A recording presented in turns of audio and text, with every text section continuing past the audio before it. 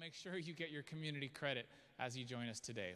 We're so glad each and every one of you are here. This is the time of year when people begin to, a few of you begin to get a little senioritis, and a few others begin to get springitis, and people begin to disappear. Let me tell you, it is not too late to still find a way to finish well. This is the time of year to still find a place to volunteer, a place to get involved. This is still time where you can find a church community to get involved with, a place to be blessed. Let me give one personal plug for this place that we're in right now, or this place that you're watching right now. This is the University Church, and we have a wonderful worship experience happening here every Saturday morning at 11:40. We want to make sure that you guys come on out and enjoy it and experience it. We have great preaching from our pastor, Andreas Bakai. This is not too late to finish the year well and finish it on a high note. I know that this year has been difficult and that this year has felt disconnected and weird. It's not too late to still find a redeeming experience out of this weird school year. We're so glad that all of you are here. Please find the different opportunities. Make sure and read the daily announcements. We still need Jumpstart mentors for this next fall. You guys can be the bridge, the link, the person that helps the incoming freshmen. We still need all of those different things, so make sure and check the daily announcements. And now we have Sarah and Marcella to lead us through a few songs as we worship together this morning.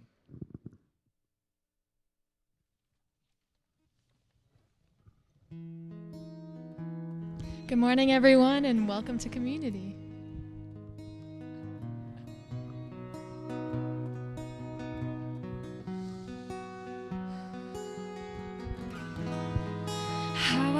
For the moments where I'm still in your presence, all the noise dies down. Lord, speak to me now. You have all my attention. I will linger and listen. I can't miss a thing. Lord, I know my heart wants more of you. My heart wants something new, so I surrender all. All I want is to live within your love, be undone by who you are. My desire is to know you deeper. Lord, I will open up again, throw my fears into the wind. I am desperate for a touch of heaven.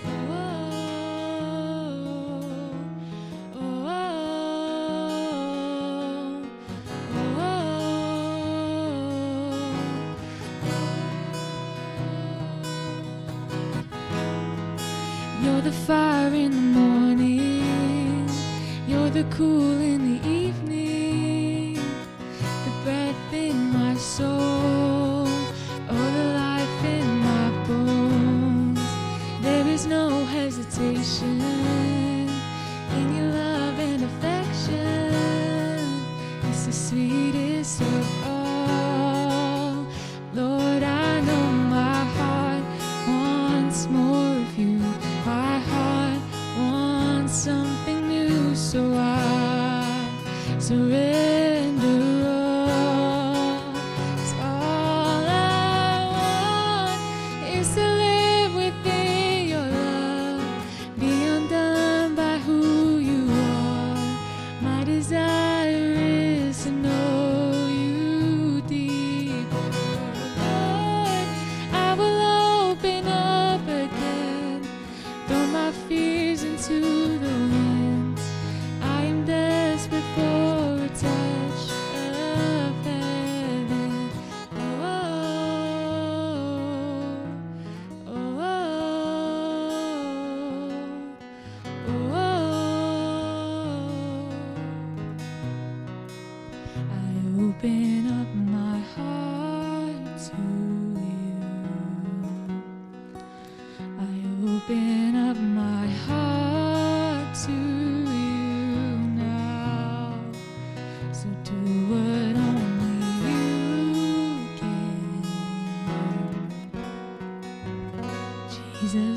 have your way in me now. Open up my heart to you.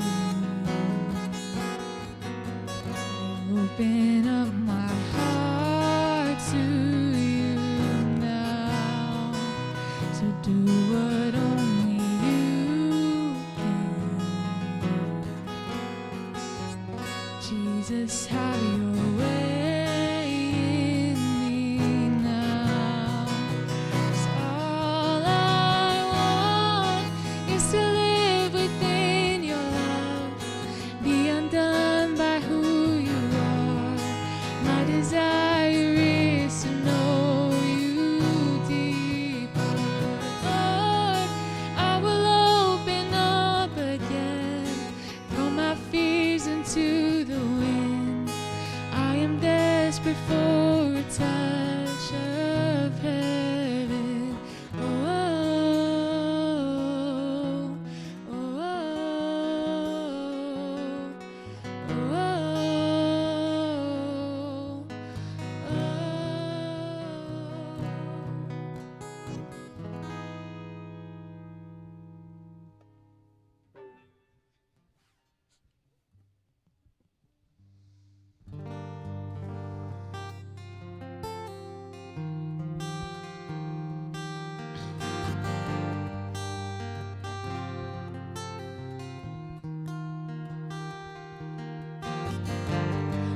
Can I run from your presence? Where can I flee from you? Even if I hide on the highest mountain, you are there.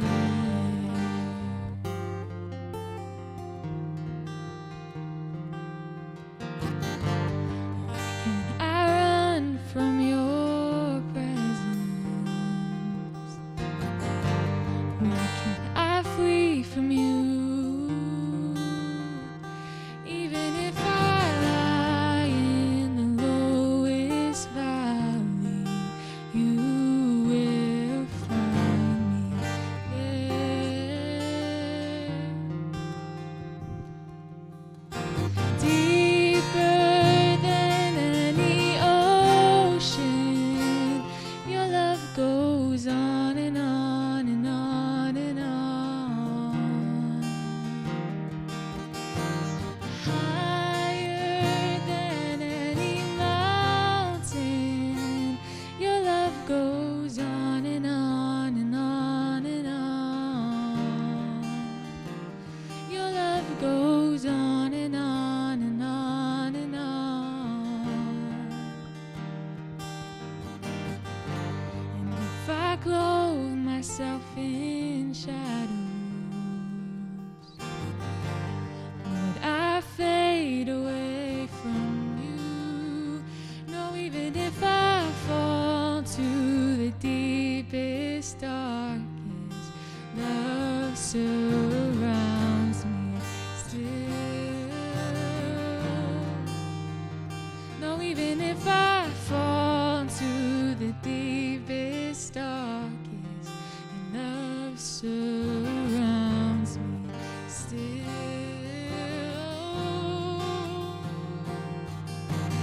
Deeper than any ocean, your love goes on and on and on and on. Higher than any mountain, your love goes on and on.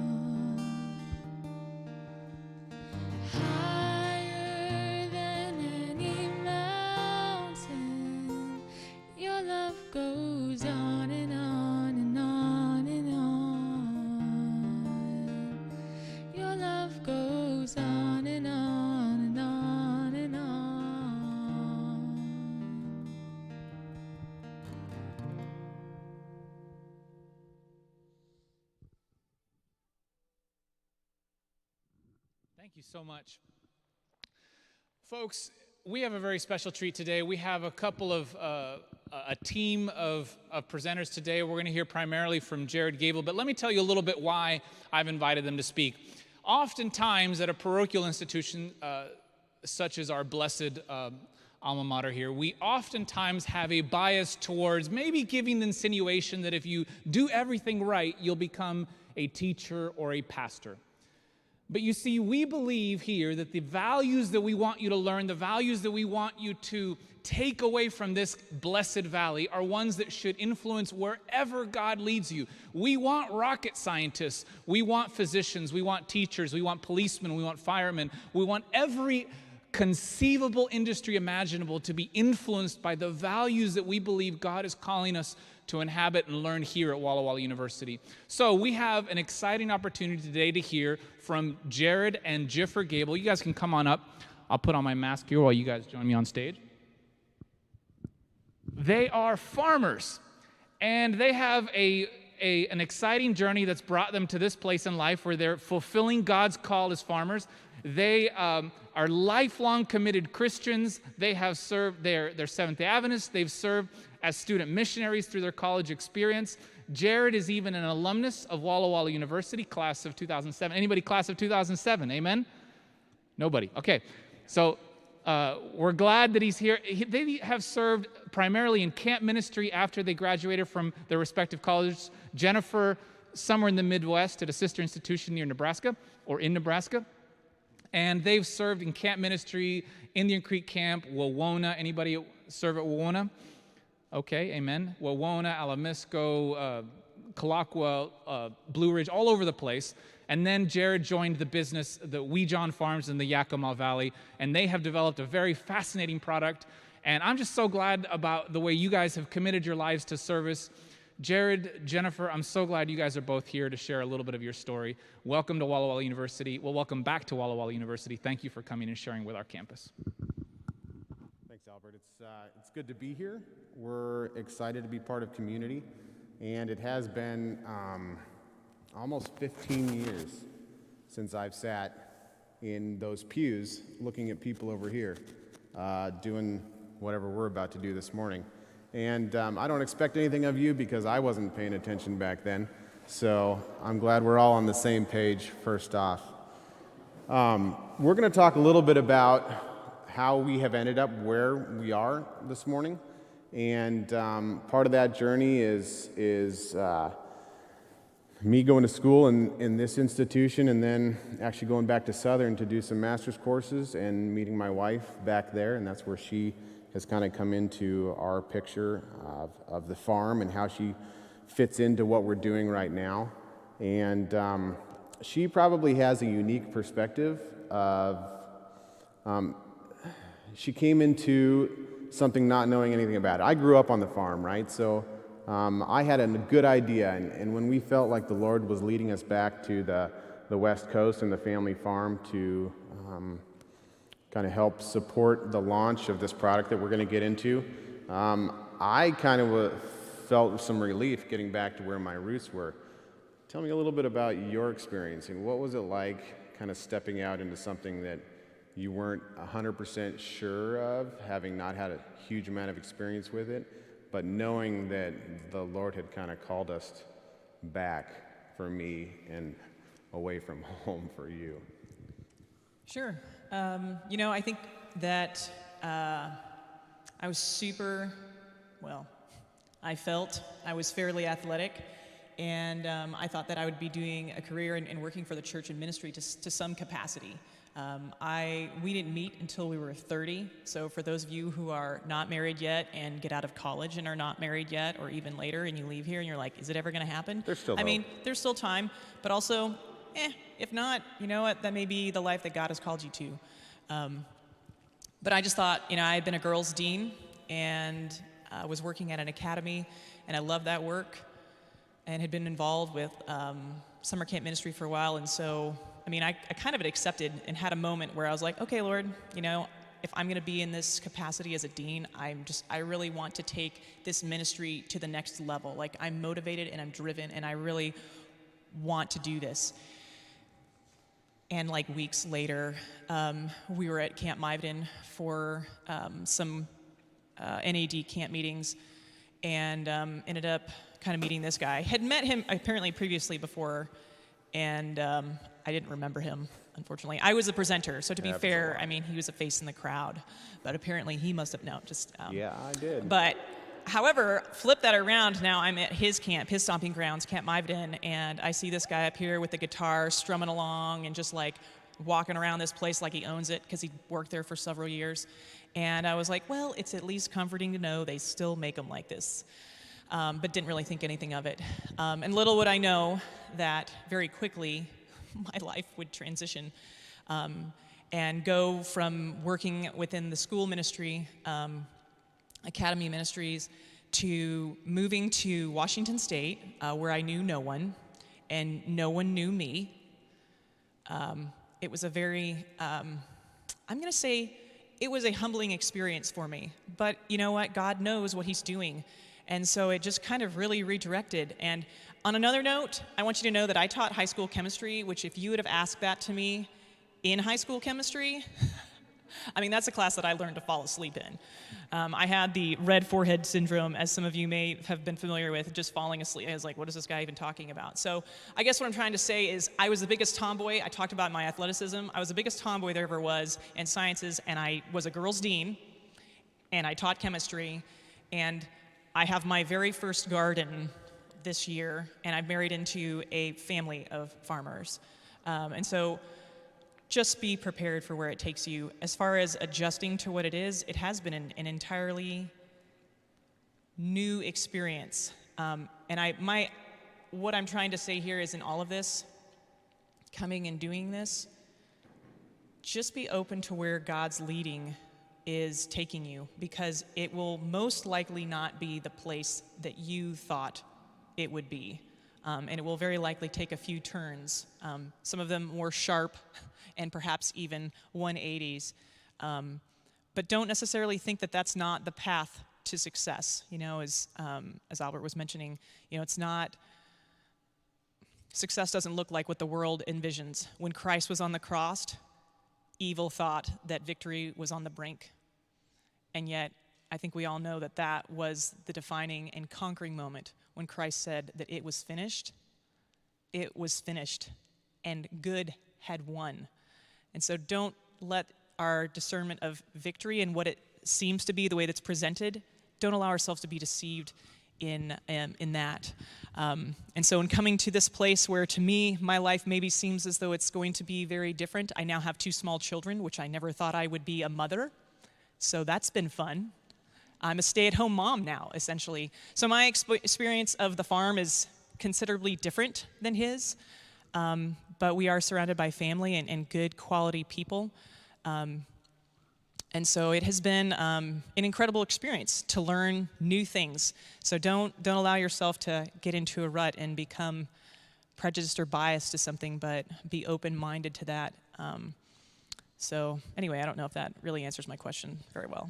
Not to put you too much on the spot, do you feel like the experience that you've had as a result of us making decisions together and deciding to come back to the farm and having kids and where you're at right now, even though, you know, we as parents of young children, I'm fully aware of the struggles there, but do you feel like that this is a position that has the potential to bring more joy than the track that you may have thought for yourself? Or is it a different aspect of the same thing? Or I mean, I think I would say, to me, the obvious answer is certainly. When I consider the fact that, to me, I struggled, and I feel like somehow this talk is really kind of becoming about me being a mother. So anyway, some of you guys are like, mm-hmm, 10 more minutes, okay.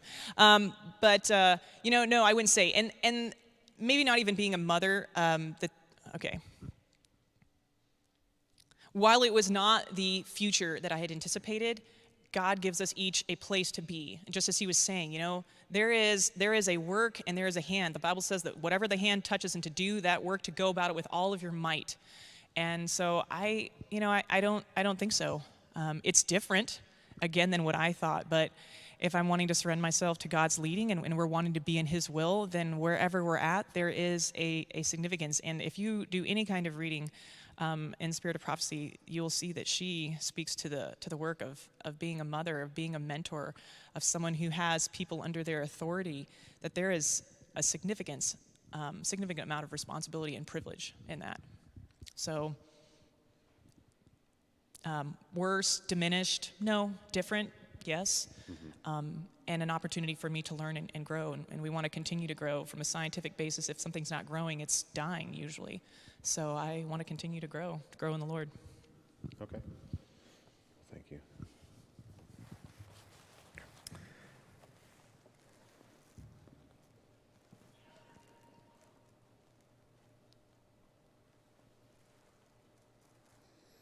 It was 1928, and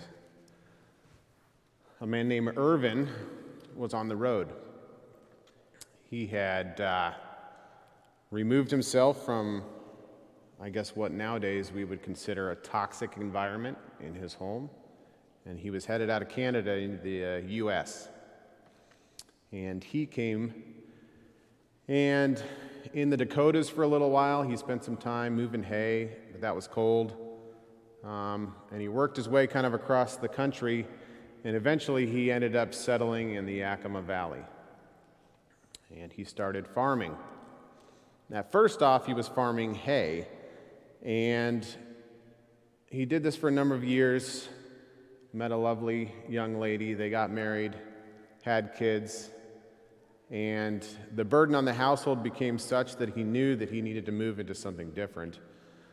He was doing hay, and then they did some vegetables for a little while, and he would farm all day long, and then overnight he would drive a 2-ton truck about 4.5 to 5 hours to deliver fresh produce over to the Seattle area. And he did this nightly with the exception of Friday nights for years. Now, the road between Yakima and Seattle is about 3 hours with the highways and the speeds that we have now. But on an unpaved gravel road in a 2-ton truck loaded with vegetables, there was a significant strain on one's life doing that repeatedly. But he knew he had to do it to make it work, and so he continued on. And then a little while later, he planted a crop called mint. And along with that crop came some contracts for Colgate. And as things progressed, his kids got older. At 8 years old, my grandfather started running a farm all tractor that Irvin, my great-grandfather, had modified. So Bud, which is my grandfather's name, he had to put his foot on a lever that engaged the clutch, which made the tractor go forward. And he would spend hours tilling row crops. And if he got tired, his foot would slip off of that and the tractor would stop. Through this progression, as my grandfather Bud got older, they started to move into grapes and wheat and corn and potatoes and bluegrass. We've had several crops on our farm over the last, we started in 1928 when my great-grandfather, Irvin Weejohn, decided he wanted something better, and he made it happen. Up until that point, he had had a fairly challenging life, and he made a decision that he was going to do things different. From what I understand, he died when I was very young. I think I was 4 or 5 years old, but he was very calm, and he never really raised his voice in anger, ever. He was a big guy, both tall and just wide, massive hands. I remember that. Some things stick in your mind from when you're younger. I remember how big his hands were. But one of the things that he did that was significant is he said, I'm not satisfied with what I have right now. I'm going for something better. And at every point throughout his life, he pushed for something better. There was one time after he had sold his stake in the farm to my grandfather, Bud, that he moved back to Oklahoma. And they started a school back there with one of my uncles. And in this school, they had an industry where they constructed hand trucks. And they built these hand trucks. The kids came on, they would build the hand trucks, and that's how they put themselves through school. And they got a contract for Walmart. And everything was going really well until that contract kind of imploded on itself because the manager who was running the day-to-day operations said, well, I'm the one doing all the work. Why don't I get all the money? And so there was lawsuits involved in that situation, and what my grandfather did was simply walk away. He said, okay, if that's the way we want to have it, then to me that's a huge thing for someone to take the risk that you have built up over the years and the money that you've put into something, and then simply, because he thought he deserved it, to take that away. But my grandfather was not one to really hold things against someone. He knew that there was something else, there was something better. So he started this, and he started the philosophy which my grandfather, my uncles, my cousins, and myself still hold today. Now, we've put a name to it because one of my cousins went to a fancy marketing school and said, you got to have a fancy name for everything. So we call it Heart and Soil. That's what drives us as a farm. And the Heart and Soil philosophy is one that incorporates hard work, critical thinking, and a way of farming that does not feed the plants, but it creates an environment in where plants can thrive. So for me to tell you, you have to do better, that's me directly working on you. But for me to create an environment that says, listen, you can do better, and here are the tools that you need to do that. Here's everything you need to be better. That's a completely different attitude and a focus, and that's really kind of what I want to talk to you about today. The decisions that we've made that have got us to a place of success are small decisions that start even where you guys are at right now. So when you make a decision to get up in the morning, you have a choice whether to make your bed or not. It's kind of an arbitrary choice for some of you. Some of you don't do it. I can tell you that when I interview people, I ask them if they made their bed that morning. The reason I do that is for a couple of things. It's not a common question that people get, and so it throws them off just a little bit.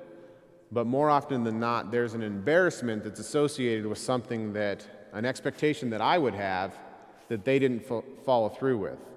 And so how do you bridge that gap as the one being interviewed? If you didn't make your bed this morning, the best thing you can do is say no.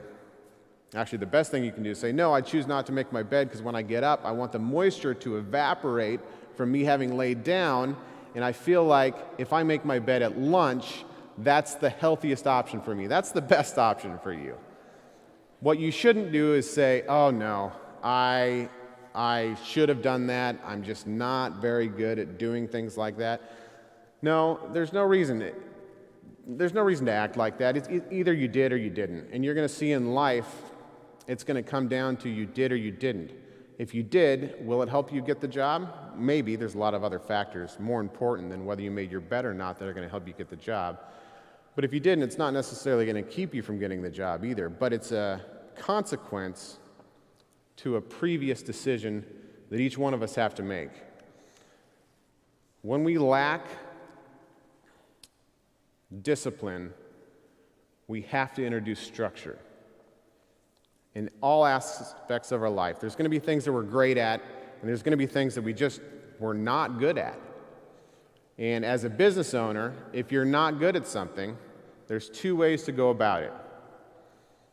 You either get good at it through reading books, going to classes, watching YouTube videos, gaining any knowledge you can. Mentorship is a big thing. If you can find a mentor that'll help you get good at things that you're not good at, that's a huge deal.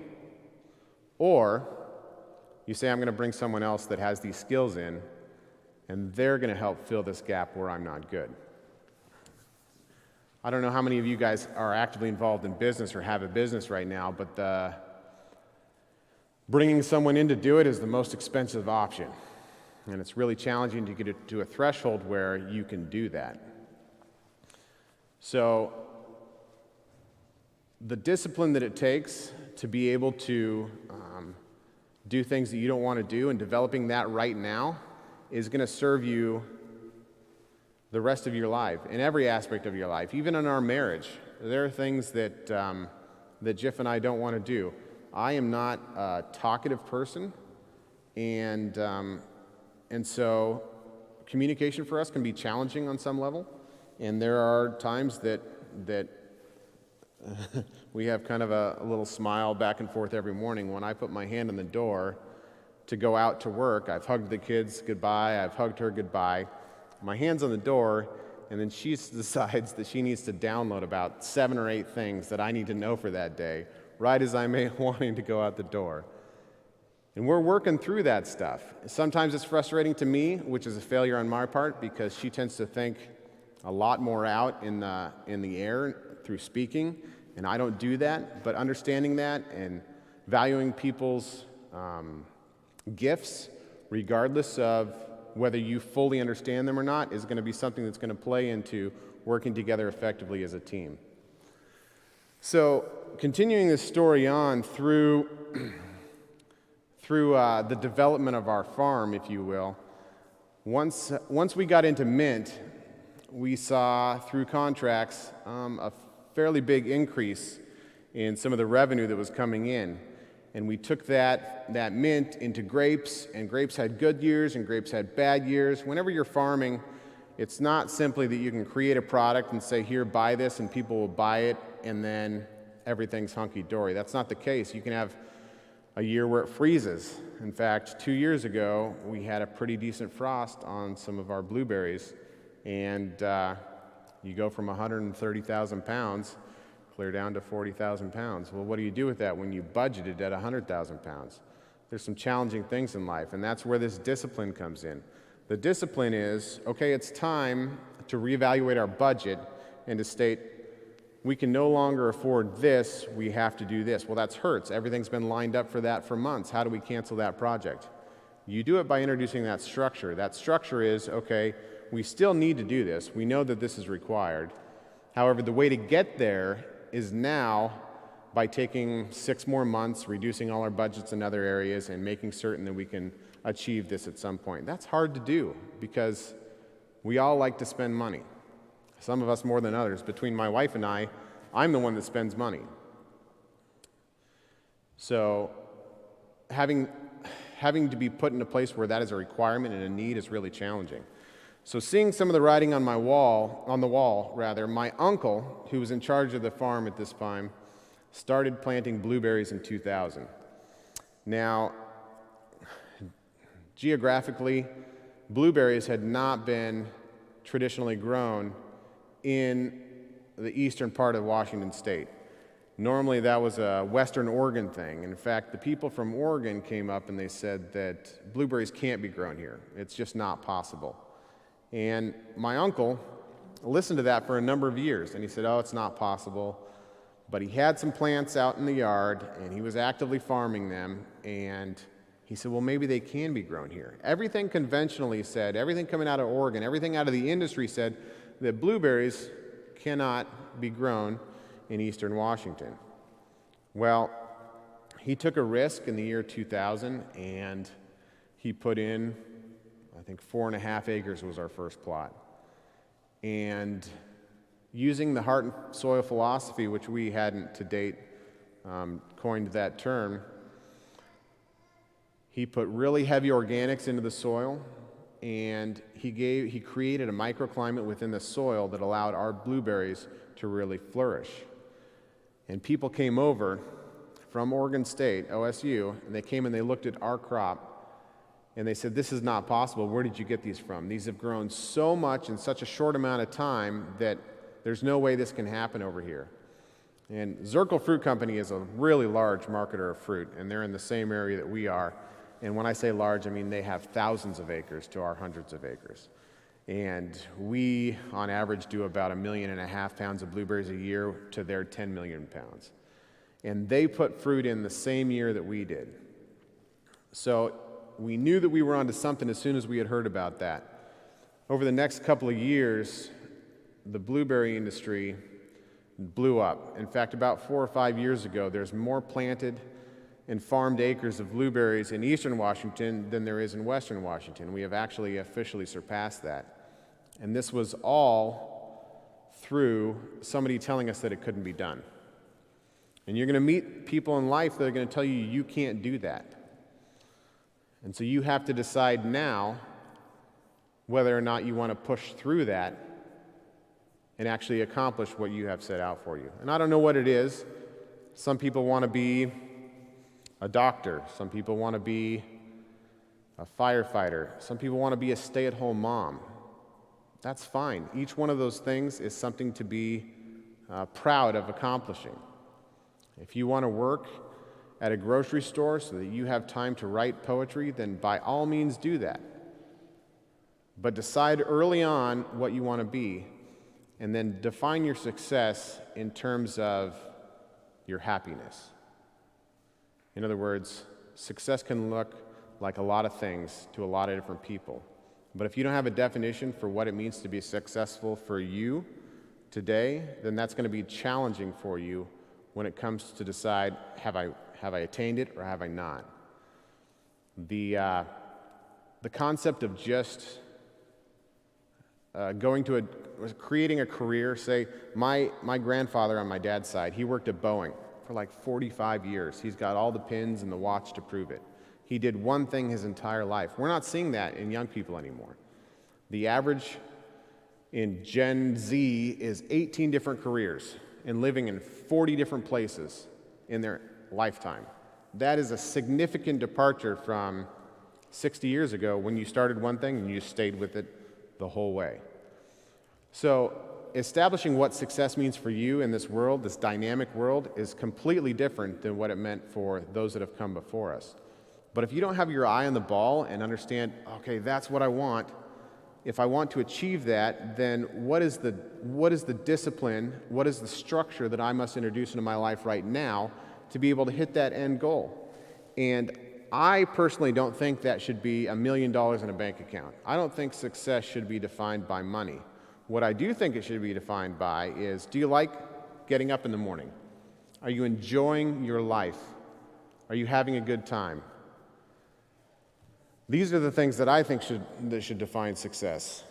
And I guess I have 5 minutes here, so I'm going to talk a little bit about our Sorbato product and some opportunities that we've experienced there that we never thought we'd be at this place, really. My uncle, who's the president of the organization, he is the one that provides the big picture. He says, I think this is a good initiative, we need to do this, I think this is good, and then he does a lot of the farming as well. And we, my cousins and myself, we are supporting that vision. Now, we've bought into it 100%. It's not a dictatorship or anything like that, but he's the guy that has the big picture thing that says, okay, this is where we need to go and this is what we need to do. And I am a supportive role. I'm really not that big of a deal. I can be replaced. But having someone that has that vision ties right into mentorship. If you want to do something, find someone that's already doing it and say, hey, teach me. Teach me how to do this. Help me develop my skills. And maybe you will always be a number two. There is nothing wrong with being a number two. If you wake up in the morning and you're excited about life, you have a peace that you're in the place where God wants you to be, then great, be number two. Everything in marketing today pushes us to be number one. I don't want to be number one. Number one has its own set of problems. Now, have I been that in the past? Yes, I have. Have I accomplished some things? Yes, I have. But it's not something that I want to strive for. I want to protect my family, and my happiness is directly impacting my family. So Jeff sets the tone. He saw that we needed to be able to survive as a farm, to be able to vertically integrate. My great-grandmother had a dessert that she made that was essentially, she made it out of applesauce, but there was a process that it went through, and it fluffed up really nice, and it was a particular kind of apple. It was great. We loved it. And Jeff took the recipe and developed it for blueberries. Now, one of the driving factors in our product, it's called Blue Cream. We started off calling it sorbetto because it's not sorbet, it's not gelato, it's sorbetto. You see what we did there? Yeah? All right. Somebody was listening in marketing school, all right? So we started off calling that, but one of the things you're going to run into in life is that people aren't going to understand where you're coming from. And the buyers for big grocery chains did not understand that it's not a sorbet. See, sorbet is like 80% water, 20% sugar, and just a little bit of flavor. Our product is not that at all. Our product has 80% blueberries in every pint. In other words, it's a blueberry-based product. So every one of the flavors that you guys are going to have the opportunity to try today has blueberries in it. That's the base of the product. And we wanted a really clean label. We don't have anything you can't pronounce in there. In fact, one of our flavors only has 3 ingredients. It's got lemons, blueberries, and organic cane sugar. And we knew that vertical integration was going to be key. We had to switch from calling it sorbetto to calling it Blue Cream because it acts like an ice cream. It's a premium product, and we wanted good placement in the marketplace, and so that's why we kind of moved it into that direction.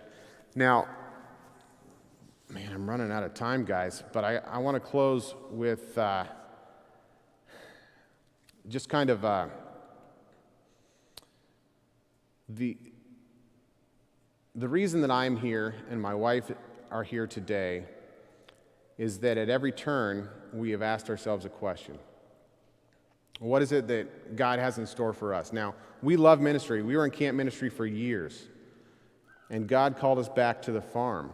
And the reason we're here on the farm is because we still are invested in young people. The people that we employ, we have a minor's work permit, and it allows us to employ people down to 13. There's not enough people that are actively learning to work because our country has decided that having young people develop a work ethic is no longer legal. So we can't do that anymore. You can't go and mow your neighbor's lawn for $5 anymore. The neighbor's got to pay this child minimum wage, and there's liability associated with that. We have tried the best we can. If I had to choose between someone who's been picking blueberries for 45 years and is excellent and a 15-year-old, I'm going to take the 15-year-old. It's going to cost me money. It's going to cost me time, but I'm going to do that because I grew up on a farm and I learned to work on that farm. And that was a meaningful experience for me, and it's driven me to the place in success where we are today. All of us having that shared experience. The reason Jeff started in blueberries was because he wanted a chance to work with his sons. And now all 3 of his sons are an integral part of our farm. There's a lot of joy in being able to work in a family. There's a lot of challenges as well. Some families, when they see us, they're like, I don't understand how you do it. You would be surprised how little strife there is. Every now and again, we'll get into it, and usually the way we resolve it is through prayer and an honest conversation. And some of that stuff, though, is you'll be able to skip over it. There's a lot of things that God is using other people to sharpen us, and there's a lot of areas where if you can take a breath and just be humble for a second, you'll understand what God is trying to teach you in that time. So having let God lead in our lives and lead us back to a place where we didn't necessarily think we would be, and have us give up something that we're so passionate about, but still having fulfilled us as a couple, as a family, and as people, as individuals, that's a really special thing for us. And I don't want you guys to miss out on that in pursuit of something that the world tells you is success. So define your success right now. What does it mean to be successful? Incorporate your happiness and your well-being into that. And then when it takes discipline to achieve that, introduce the structure that you need, introduce the mentors that you need, and introduce the tools that you will need to be able to accomplish whatever that is. And above all, relinquish your will so that God has the ability to guide you in the direction that He knows. For each one of you, He knows what the best place is for you to have the most happiness and to contribute most into His plan. And that's my prayer for you guys this morning, is that you will find that.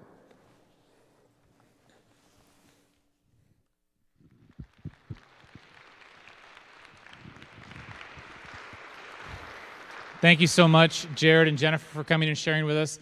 My dearest friends, it doesn't matter where you go, what you do, who you become, God has a calling on your life.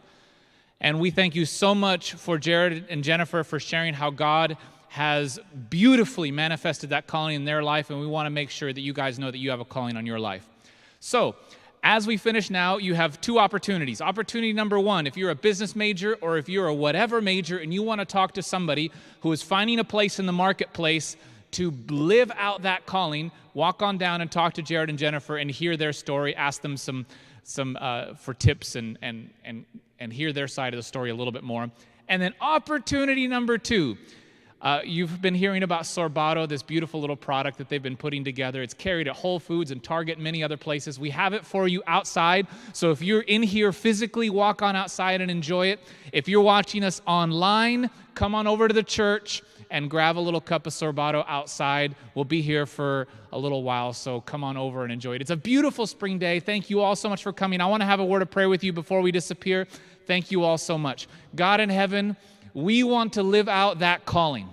Whatever we do, whatever we become, wherever we go, we want to live out that calling. Thank you so much for placing it on our lives, and thank you for a beautiful day to reflect upon it. In the name of Jesus, amen.